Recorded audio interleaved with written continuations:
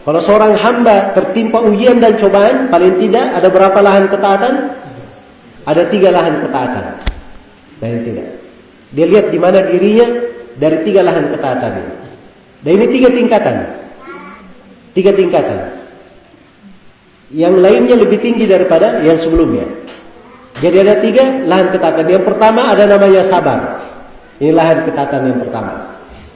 Lahan ketaatan yang kedua ada namanya ridha. Lahan ketaatan yang ketiga ada namanya syukur. Jadi 3 lahan ketaatan. Ya, kalau kita kan biasanya kenalnya cuma berapa? 1 saja. Kena ujian kita apa? Sabar. Nah, ini sekarang saya perkenalkan ada 3 lahan ketaatan. Paling sedikitnya.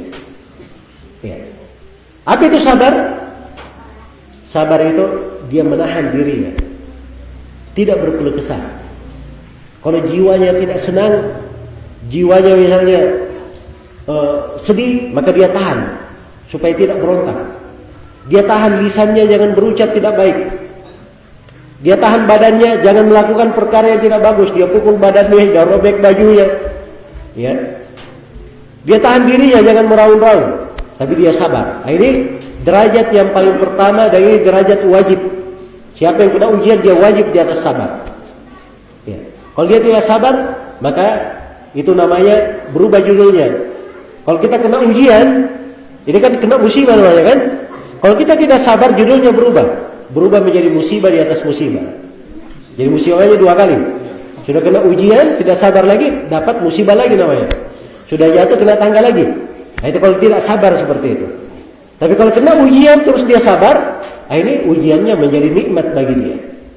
Ini namanya sabar. Jenjang pertama. Jenjang kedua lebih di atasnya lagi.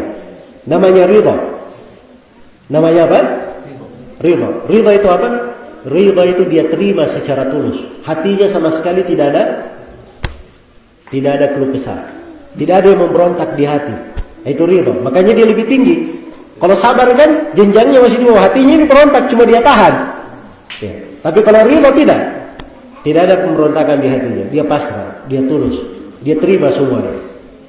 Dia terima semuanya. Kadang berlinang air matanya itu nggak ada masalah. Lumrah manusia menangis. Ya, Nabi ketika meninggal anaknya Ibrahim dari istrinya yang bernama Maria Tutbiyah. Ketika anaknya Ibrahim meninggal, Nabi menangis. Tapi beliau berkata, saya tidak berucap kecuali apa yang membuat Allah ridha. Ya. Jadi tangisan itu nggak ada masalah. Tapi jangan sampai keluar di lisan kalimat-kalimat yang menunjukkan dia tidak ridha. Nah, ini yang berbahaya. Nah, kemudian yang ketiga ada lagi lebih tinggi di atasnya. Ya. Ini bukannya dia menahan, dia lihat musibah ini, malah dia bersyukur. Malah dia bersyukur. Nah, ini jenjang lebih tinggi. Kok bisa kena musibah dia bersyukur? Nah, ini yang perlu kita pelajari malam ini secara ringkas. Saya berikan. Ini jenjangnya para nabi dan para rasul. Karena itu dikatakan di dalam hadis, kanu yafrahuna bil bala kama tafrahuna bir raha. Para nabi itu bergembira dengan ujian seperti kalian bergembira dengan kesenangan. Kalau kita masya Allah ya, bangun rumah masya Allah senang sekali.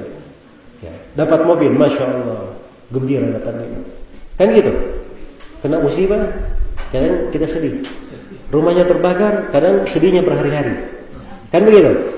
Tapi kalau para nabi kena ujian, malah kena ujian terlihat semakin gembira mereka. Kenapa? Nah, ini sih rahasia yang perlu kita tahu. Karena di belakang ujian dan cobaan itu, di belakangnya Allah buat berbagai hikmah untuk seorang hamba. Hikmah-hikmah ini kalau diketahui, maka ini yang membuat kita harusnya bersyukur kepada Allah. Kena ujian, bersyukur. Bayangkan ya, kalau orang kena musibah dia bersabar, kan dapat pahala. Kita harusnya bersyukur atau tidak? Bersyukur. Ketika dia kena ujian, ya, ujian ini pada hartanya, pada anak-anaknya, pada kehormatannya, ini penggugur dosanya, membuat dia berjalan di atas muka bumi tidak menyandang dosa pun karena kena ujian. Kita harusnya bersyukur atau tidak? Kita bersyukur, kan begitu. Ketika kita kena ujian, kita akhirnya kenal ibadah, rajin ke masjid. Kemudian kita selalu berdoa kepada Allah. Tadinya kita jauh dari Allah, semakin dekat kepadanya. Ini nikmat atau bukan? Nikmat, harusnya kita syukuri. Iya kan? Dan banyak lagi manfaat-manfaat dan faedah di belakang ujian dan cobaan tersebut.